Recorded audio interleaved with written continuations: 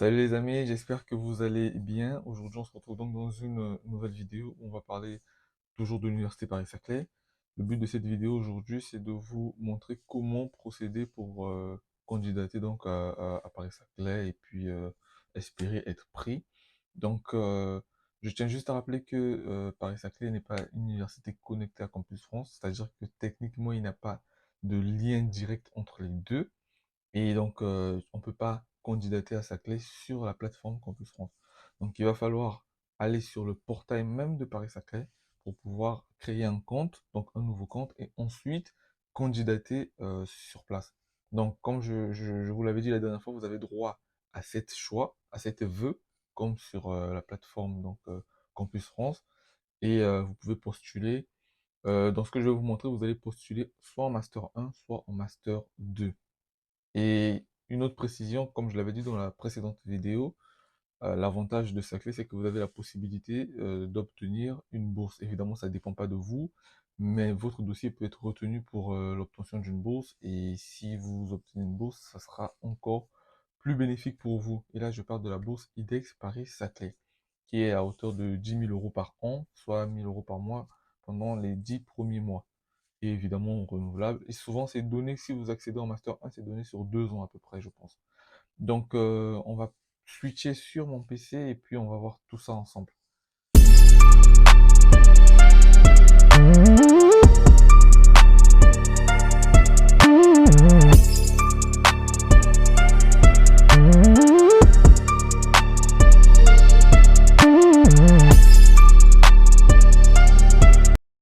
Donc là, je suis sur mon navigateur et dans mon navigateur, je vais juste taper Inception Paris-Saclay. Donc, je vous mettrai le lien évidemment en premier commentaire. Donc, Inception Paris-Saclay, je tombe là. Ensuite, ici, comme nous, on veut créer un compte, on va donc cliquer sur Créer un compte. On tombe sur cette page et l'idée donc c'est de créer un compte. Hop, on va créer un compte. Donc, on met l'adresse mail ici. Ensuite, là, on va confirmer donc l'adresse mail qu'on vient de renseigner.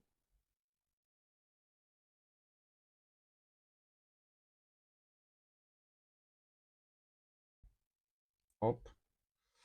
Et donc là, faudra donc créer un mot de passe.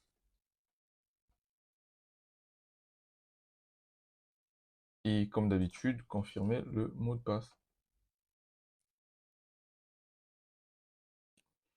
Et là, évidemment, il faut juste remettre ce qui est écrit là.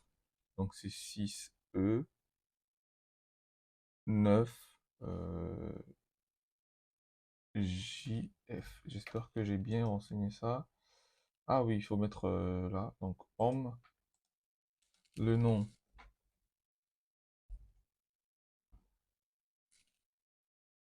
le prénom,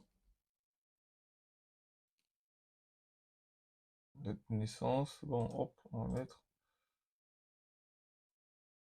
On va prendre par exemple.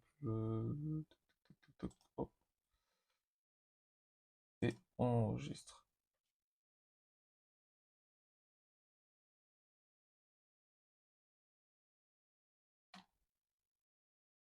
Ah oui, il faut juste cocher là, à gauche, pour les conditions et tout.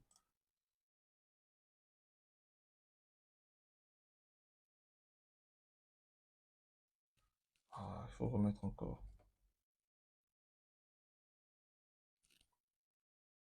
Donc ça fait 8 4 5 T2. Et donc, une fois que tout est rempli, on se retrouve là. Donc, c'est notre compte directement qui a déjà été créé. Il suffit juste de nous connecter à notre compte.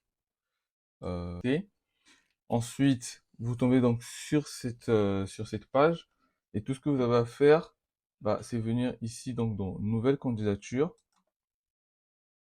Et vous attendez que ça charge. Ensuite, vous tombez ici. Ici, si vous voulez, c'est toutes les étapes là. Vous avez toutes les étapes pour la candidature d'un seul dossier. Donc là, c'est le choix de formation. Ensuite, vous allez remplir les informations sur votre état civil. Ensuite, les informations sur votre parcours académique. Ensuite, des informations sur vos stages. Ensuite, des informations sur votre parcours professionnel. Ici, vous avez des informations diverses et à la fin, vous allez mettre en fait tous vos justificatifs. Ce qu'ils appellent par justificatif en général, ça sera donc les relevés de notes et lettres de motivation. Mais il y a un document en plus que malheureusement, on ne demande pas sur Campus France, c'est le curriculum UE. Je vais faire une prochaine vidéo où je vais vous expliquer comment le faire. Donc là, c'est le curriculum UE qu'on va vous demander aussi parmi les documents. Il va falloir le faire. Et parmi les informations diverses, je pense, vous allez devoir, en tout cas, à un moment donné, je sais plus où, mais vous allez devoir mettre des informations concernant deux de vos enseignants académiques qui vous ont pris durant ces dernières années, qui seront donc contactés par l'université pour pouvoir remplir une certaine fiche qu'on va leur donner. Voilà pourquoi dans la précédente vidéo, je vous avais dit, si vous avez déjà des enseignants avec qui vous êtes en bon terme, bah, pensez déjà à les joindre parce que derrière, vous aurez besoin d'eux. Parce que l'avis qu'ils vont mettre, forcément, va compter dans votre dossier. Donc ici, vous choisissez donc master, dans le diplôme choisi, la mention. Donc la mention, c'est ce que vous voulez faire. On va prendre par exemple l'exemple de quelqu'un qui veut faire physique. Je prends un exemple. Le niveau d'études, donc soit vous postulez en master 1, soit en master 2. Donc là, on suppose quelqu'un qui veut postuler en master 1. Et ensuite, là, vous avez toutes les formations de master 1 proposées pour ceux qui font pour la mention physique. Donc si on prend par exemple physique générale, là, à droite, on a toutes les informations concernant la physique générale, notamment la date où on pourra, la date de début de soumission de dossier. C'est-à-dire que, euh, non, non, non, non. C'est-à-dire que,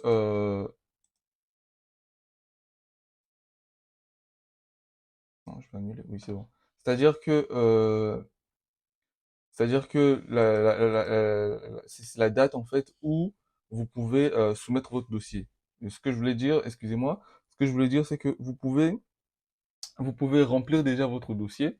Si vous faites physique, par exemple, enfin, si vous voulez postuler en physique générale, vous pouvez remplir votre dossier, mais vous ne pourrez pas plutôt soumettre le dossier avant le 26 février.